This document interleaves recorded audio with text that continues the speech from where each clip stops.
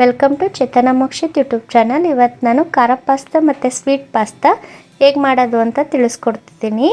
ನೋಡಿ, ಈ ಥರ ಪಾಸ್ತಾ ಪ್ಯಾಕೆಟು ಅಂಗಡಿಯಲ್ಲಿ ಸಿಗುತ್ತೆ. ಇದನ್ನು ನೀರಲ್ಲಿ ಹಾಕ್ಬಿಟ್ಟು ಒಂದು 5 ರಿಂದ 10 ನಿಮಿಷ ಬೇಯಿಸಿ. ನೋಡಿ, ಈಗ ಬೆಂದಿದೆ ಪಾಸ್ತಾ. ಈಗ ಬನ್ನಿ ಪಾಸ್ತಾ ಹೇಗೆ ಮಾಡೋದು ನೋಡೋಣ.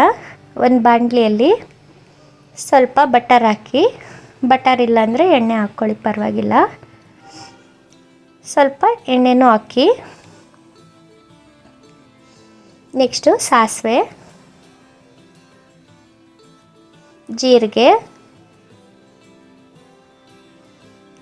ಈರುಳ್ಳಿ, ತರಕಾರಿಗಳೆಲ್ಲ ಹೆಚ್ಚಿಕೊಂಡಿರ್ತೀವಲ್ಲ, ಈರುಳ್ಳಿ, ಕ್ಯಾರೆಟು, ಕ್ಯಾಪ್ಸಿಕಮ್ಮು, ಬೀನ್ಸು, ಟೊಮೊಟೊ ಎಲ್ಲವನ್ನು ಹಾಕ್ಕೊಂಡು ಸ್ವಲ್ಪ ಹೊತ್ತು ಹುರ್ಕೊಳ್ಳಿ. ಒಂದು 5 ರಿಂದ 10 ನಿಮಿಷ ಹುರ್ಕೊಳ್ಳಿ.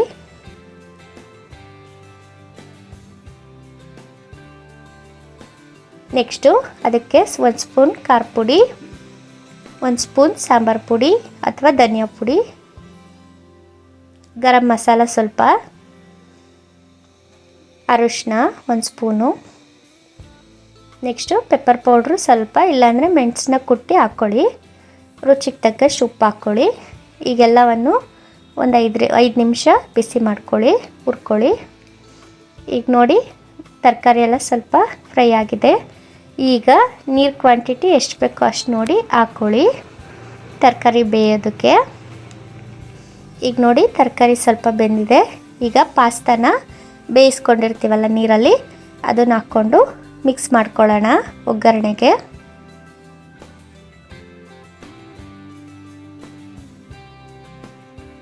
ನೆಕ್ಸ್ಟ್ ಈಗ ಕೊನೆಗೆ ಸ್ವಲ್ಪ ಟೊಮೆಟೊ ಸಾಸು,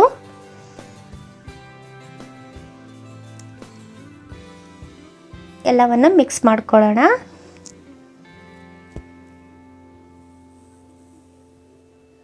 ಈಗ ನೋಡಿ, ಪಾಸ್ತಾ ರೆಡಿ ಆಯಿತು. ಕೊನೆಗೆ ಕೊತ್ತಂಬರಿ ಸೊಪ್ಪು ಹಾಕಿದ್ರೆ ಖಾರ ಪಾಸ್ತಾ ರೆಡಿ. ಈಗ ಬನ್ನಿ ಸ್ವೀಟ್ ಪಾಸ್ತಾ ಹೇಗೆ ಮಾಡೋದು ಅಂತ ನೋಡ್ಕೊಳ್ಳೋಣ. ಒಂದು ಪಾತ್ರೆ ಇಟ್ಬಿಟ್ಟು ಕಾಯಿಸಿರೋ ಹಾಲನ್ನ ಅದಕ್ಕೆ ಹಾಕ್ಕೊಬೇಕು, ಆ ಪಾತ್ರೆಗೆ.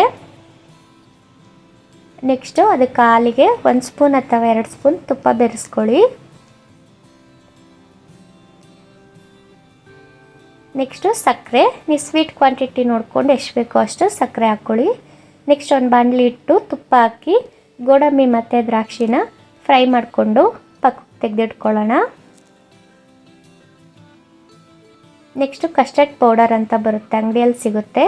ಅದನ್ನು ತಗೊಂಡು ಒಂದು ಬೌಲಿಗೆ ಹಾಕ್ಕೊಂಡು 1 ರಿಂದ 2 ಸ್ಪೂನು ನೀರು ಬೆರೆಸ್ಕೊಂಡು ಗಂಟಿಲ್ದಂಗೆ ಕಲಿಸ್ಕೊಳ್ಳೋಣ ಅದನ್ನು.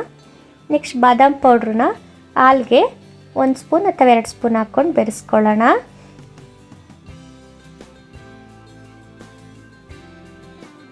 ನೆಕ್ಸ್ಟು ಕಸ್ಟರ್ಡ್ ಪೌಡ್ರನ್ನ ನೀರಿಗೆ ಹಾಕ್ಕೊಂಡು ಬೆರೆಸ್ಕೊಂಡಿರ್ತೀವಲ್ಲ, ಅದನ್ನು ಹಾಲಿಗೆ ಹಾಕ್ಕೊಂಡು ಬೆರೆಸ್ಕೊಳ್ಳೋಣ. ನೆಕ್ಸ್ಟು ಪಾಸ್ತಾ ಬೇಯಿಸ್ಕೊಂಡಿರ್ತೀವಲ್ಲ, ಅದನ್ನು ಈ ಮಿಲ್ಕಿಗೆ ಬೆರೆಸ್ಕೊಳ್ಳೋಣ. ಎಲ್ಲವನ್ನು ಒಂದು 5 ರಿಂದ 10 ನಿಮಿಷ ಕುದಿಸ್ಕೊಳ್ಳೋಣ.